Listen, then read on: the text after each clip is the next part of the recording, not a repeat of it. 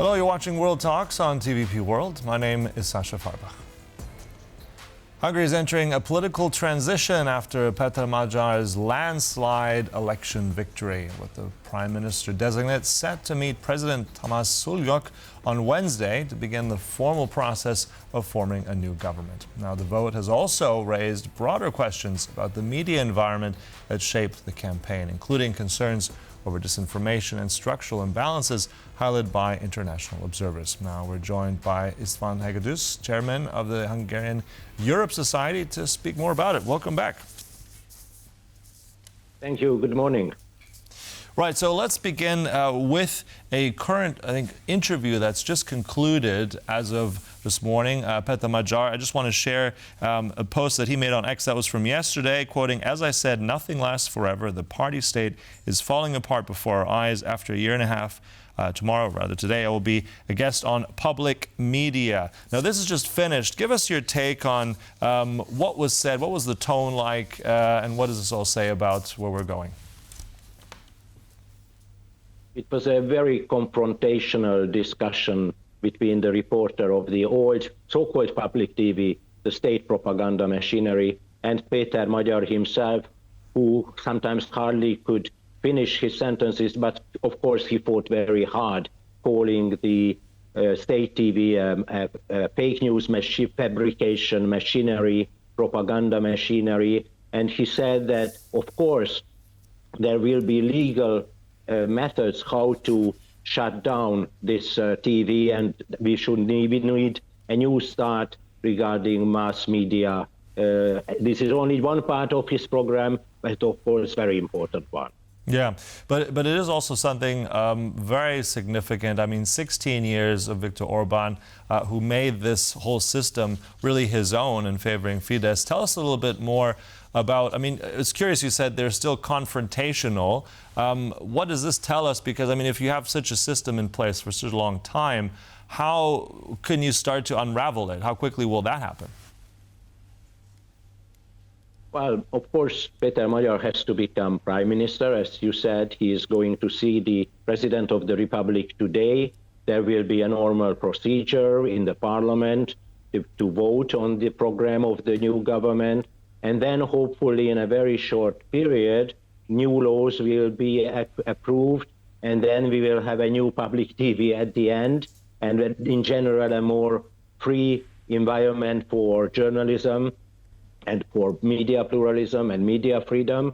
It might take some months, hopefully not more, to change almost everything, because you said in 16 years we had only a one-sided propaganda.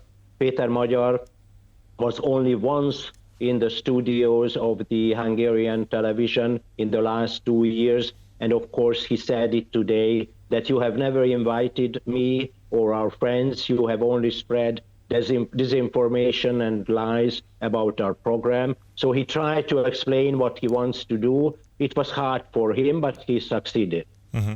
And let's go back in time just a little bit, talk more about the role of media. How exactly, give us your take, how Orbán changed the media environment, 16 years from a pluralistic one to one that favored just his party. Give us a little bit more on that and what kind of tools he used. He used the new laws. The new media laws were introduced already in 2010 at the very end of his first year as a prime minister. Then he used business methods, business tools to kill a lot of independent media outlets. He centralized all sorts of newspapers, the regional newspapers, under one big conglomerate, which was totally controlled by Fidesz loyal people. And the journalists have become propagandists. Those who did not follow the rules in the state media had to leave their jobs. And what we heard, actually I very rarely listen to the state media propaganda, that was simply the lies about Ukraine, about international politics, and success propaganda of the Orbán regime. That might be finished. The Hungarian news agency became free, so a lot of journals and later on internet outlets just used the news by the Hungarian news agency for free. because they had no resources. So it was a 16 year of state propaganda.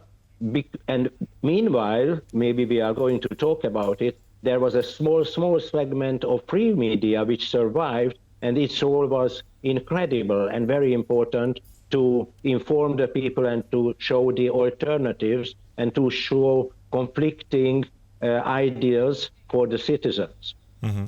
And then also give us your take about how difficult it was. As you mentioned, those few independent outlets that remained. I mean, what kind of challenges would they have to face in these last years?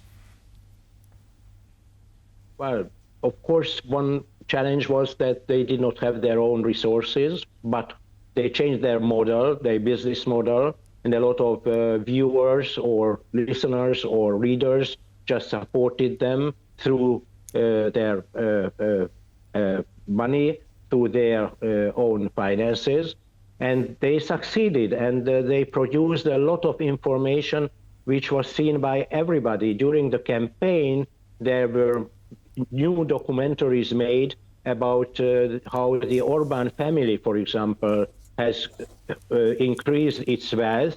It's a movie called Dynasty. Because more than 3 million people watched it.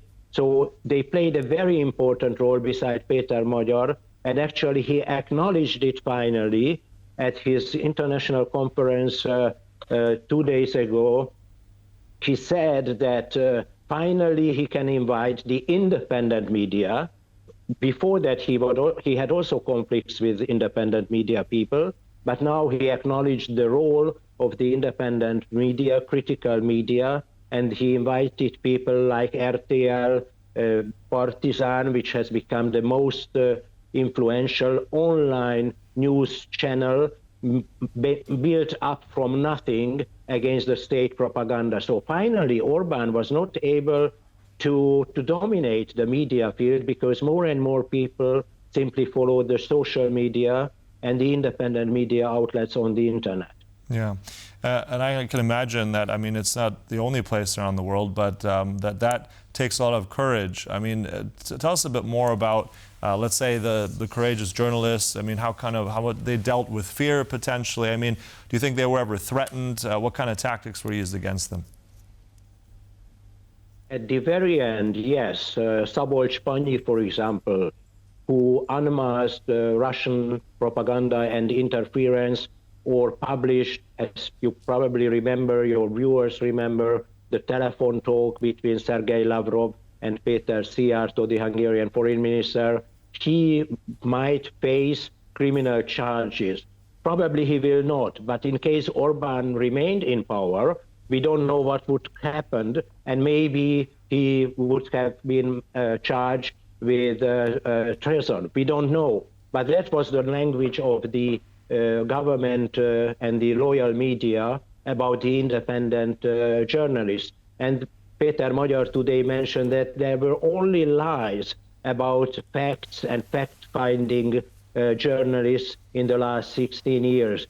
And, you know, we had just a day of celebration, day and night, a night of liberty feeling after the fall of the Orbán government in Sunday evening. Everybody was on the streets. And they all praised the courageous journalists as well, not only Péter Magyar himself. Mm-hmm. And then I just want to also ask you, in terms of a lot of this disinformation, the smear campaign against Péter Magyar, I mean, some of these allegations, really wild stuff about even, I think, quoting here, microwaving a dog, etc., strange other things. These have been picked up by, for instance, the Polish opposition leader, Mr. Jarosław Kaczynski. Tell us a bit more about how damaging that is. I mean, has this been debunked? Tell us your reaction to all this. It's very strange for me because I have never heard about these charges. There are maybe many other charges in, you know, the yellow pages of the loyal media, loyal to Fidesz, I mean, and this one I have never heard, but there were so many charges about Magyar's character. Actually, his character is not so easygoing or simple.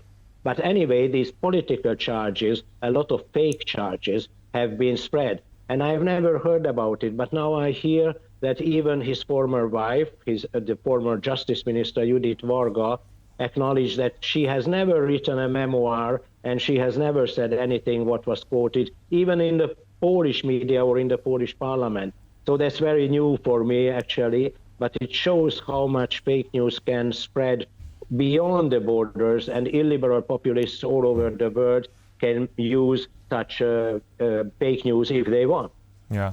And I think also that we come back to the point of a lot of that will be changing, is changing now in Hungary to more fairness. Thank you so much for that. It's been a pleasure, as always, speaking here to you, István Hegedűs, Chairman of the Hungarian Europe Society. Thank you very much, Sasha. See you. Bye. And thank you for watching, but stay right here on TVP World for more news and commentary. Goodbye.